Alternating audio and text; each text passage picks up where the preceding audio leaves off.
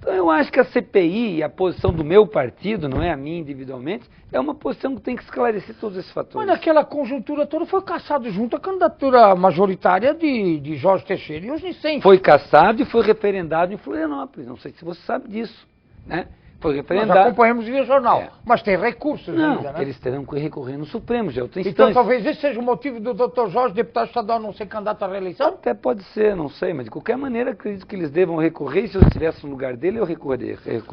Ô, estimado, condenação de Roberto Schulz, processo que está tramitando, está recorrendo, evidentemente, naquelas multas tiradas no período que o senhor era prefeito, o Chavinha era o vice, e que o Roberto veio aqui fazer suas colocações e dizendo que também outros delegados a nível de Estado também retiravam multas ou isentavam multas sem ficar, evidentemente, com o dinheiro. Isentavam porque entendiam que era uma indústria de multas. E colocou aqui muito bem que o próprio doutor Aldo Pinheiro Dávila, que foi delegado no seu lugar durante o período de licença, tirou mais do que o dobro das suas multas. E que esse episódio ocorreu através da época que o senhor era prefeito, incentivado através da vereadora Carminha.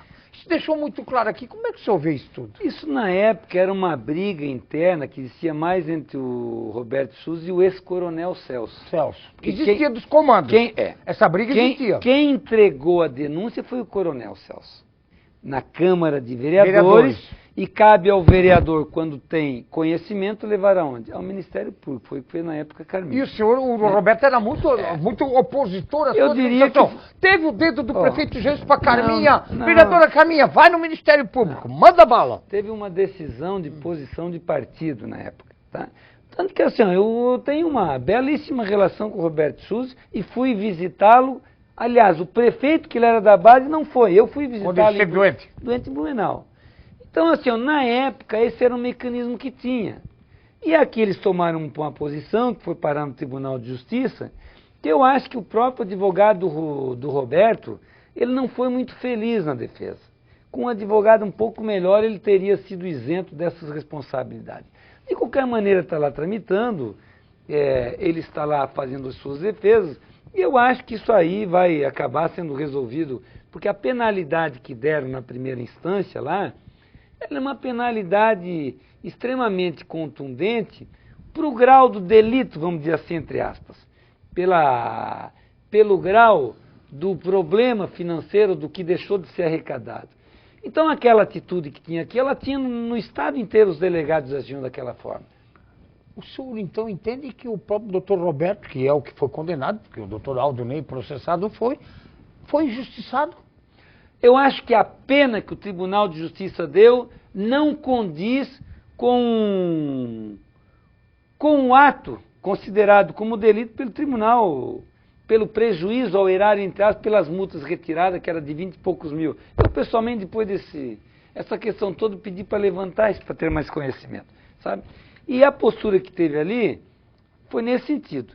Então, assim, a vida pública tem essas coisas, né? A gente tem que aprender todo dia, você vê, na época o Roberto, que era o meu maior adversário, acabou sendo aliado agora, e o que a gente quer é que se resolva os problemas da melhor forma possível. Se o senhor fosse prefeito hoje, ele chefe de gabinete, o senhor deixaria ele como chefe de gabinete, mesmo sendo condenado por um colegiado, como foi?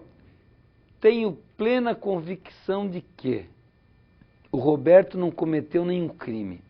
Ele ainda está fazendo as suas defesas. Enquanto ele não houver uma decisão sumária do Supremo, é um pré-julgamento, porque eu posso recorrer até o Supremo. Então já tem jurisprudência no país de que esta condenação não imputa uma responsabilidade que não lhe permita ocupar um cargo público, por exemplo, como secretário. Então eu não vejo o menor problema, eu, cidadão Jailson, de o Roberto estar ali sendo secretário, até mesmo porque assim, o povo de Rio do Sul conhece, sabe que é uma figura idônea e sabe que é uma figura com serviços prestados para o município. Isso nós temos que reconhecer. E, além de tudo, foi alguém que ajudou a conduzir a campanha e de confiança do prefeito, senão o prefeito não teria convidado. E cabe ao prefeito tomar essa decisão. Tá bom. Deputado Jair, enquanto o senhor abre a sua comenda do programa, eu vou deixar uma perguntinha, porque já que estamos falando em delegados de polícia, ex-delegado Roberto, delegado, chefe da Polícia Civil do Estado hoje, doutor Aldo Pinheiro, dava uma figura boníssima. Só um pouquinho, mas nada, obrigado, que por essa canequinha vai ficar lá vai ficar minha... Não.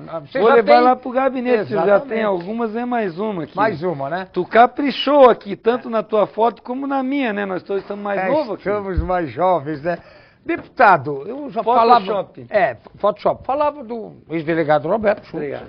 E também citava até como um bom exemplo, porque eu acho que é uma figura muito amável e um bom delegado, que é o doutor Aldo Pinheiro Dávila, e que também se isentou aquelas multas que o Roberto disse, que também não foi com nenhuma malícia de prejudicar alguém, foi porque entender que realmente as multas não eram naquele momento. Isentou, inclusive, uma da mulher do promotor de justiça que denunciou o doutor Roberto Schultz. Foi colocado aqui pelo doutor Roberto. Aonde eu quero chegar nessa pergunta de delegados de polícia?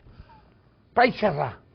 E a segurança pública do estado de Santa Catarina, que há 6 meses vive atormentado por incêndios a ônibus, ataque a delegacias, tiroteio para tudo quanto é lado, e a gente vê a nossa polícia trabalhando, não conseguindo resolver muito, mas tem dado os bons resultados agora, mas se depara também com muito policiamento, fazendo a blitz da lei seca, que é uma coisa importante, e que só nos últimos 45 dias na região já foram arrecadados de multas administrativas quase 600 mil reais, segundo o levantamento que a gente viu no jornal. A lei seca é importante? Tem que pegar os manguaceiros? Tem que fazer o bafômetro? Tem. Mas precisamos também a polícia em cima dos caras que tocam fogo nos carros, que estão queimando, que estão tocando bala na delegacia, fazendo diaba 4 no estado e que a gente vê pouca atitude da Secretaria de Segurança Pública. Neri, não é pouca atitude da Secretaria, é pouca atitude do governo. Tanto que foi do governo do estado. Então não é o crime organizado, é o governo que está desorganizado. Também, o que é assim, ó, houve muita lentidão do governo para atenção. O primeiro incêndio de ônibus começou no final de outubro. Nós chegamos ao fundo do caos, ao ponto de sair na imprensa uma gravação de preso negociando com agente penitenciário delegado porque não tinha cumprido o acordo. Quando a gente começa a verificar isso, a gente verifica que o governo deixou de ter comando no sentido de tomar posições. A ponto de o governador, quando esteve na Assembleia para mandar sua mensagem no início do mandato para ele, disse que estaria naquele dia seguinte conversando com o ministro da Justiça. Foi, voltou e não quis a ação da Força de Segurança Nacional, que queira ou não, já começou a mudar um contexto. Então esse é um primeiro passo, que eu acho que houve muita lentidão nas posições que poderiam ser tomadas muito antes. Porque a Força de Segurança Nacional é uma composição de representantes do Estado que pensam a logística de combate, de inteligência da segurança. Então não, porque o Estado ia dar 100, a Força ia mandar 100 homens. O ministro nunca disse isso, a ponto de ter que desmentir no Jornal Nacional. Nem isso o governador sabia direito. Então aquilo pegou muito mal, mas o nosso ministro, no sábado seguinte, veio aqui, fizeram as pazes, que é o que nós temos é que resolver a questão de segurança. Agora, independente disso, a questão da lei seca, eu que sou médico, né, representa na saúde pública os acidentados de trânsito, onde 80% são motoristas dirigindo embriagados, 1 bilhão e 600 milhões de reais por ano. Morre mais gente em trânsito em decorrência do álcool do que morreu na guerra do Vietnã. Isso nas cidades ou em BRs? Porque na cidade de Rio Grande do Sul a gente não vê muito acidente, a não ser de moto, não generalizando, mas muitos acidentes de moto, e nem todos têm embriaguez, vamos deixar claro também. A maioria nas cidades, Agora o que acontece? Quando você não tem uma posição mais firme, infelizmente, tive que tomar, né? Por quê? Porque a legislação diz que você não é obrigado a fazer bafômetro. Você não é obrigado a causar uma prova contra si. Só que hoje o depoimento, qualquer coisa já vale hoje. Uma fotografia, o que vale é uma gravação, onde a gravação mostra claramente que o cidadão está embriagado. Se você tomar um copo, 2, não vai mostrar. Agora sim, nós precisamos criar uma nova consciência. Se vai em 4 num carro, um não bebe, os outros 3 bebem, se revezam. Porque o custo para as famílias brasileiras em decorrência do trânsito e o custo para a saúde dos hospitais é algo inestimável. Então, queira ou não, já está se corrigindo. Agora eu estou de pleno acordo. Você tem que mensurar as situações de insegurança do Estado. E essa dos incêndios, e nós viramos capa do New York Times, cara. Saímos na Europa inteira, saímos em jornais da América Latina inteira, a questão da situação de Santa Catarina, que sempre foi tido como um dos estados mais tranquilos do Brasil. Mas é importante que eu acho que agora está voltando a recuperar o seu status, né, de segurança. Então o próprio Partido dos Trabalhadores, na majoritária de 2014, poderia estar junto na reeleição de Colombo, do Raimundo Colombo. Muito pouco provável, se depender de mim, não. Mas se acertar Brasília, porque tudo vem de cima, né, deputado? Neri, nem sempre, nem sempre. Vou te dizer o seguinte, a nossa ex-prefeita de Fortaleza tentaram intervir, saiu chapa pura e ganhou as eleições. A decisão do Estado é decisão do partido. Então, não é o fato de que lá em cima eles podem fazer um indicativo. Olha, indicamos para que em Santa Catarina o PT apoie o Colombo. Quero te dizer que hoje a minha posição é frontalmente contrária.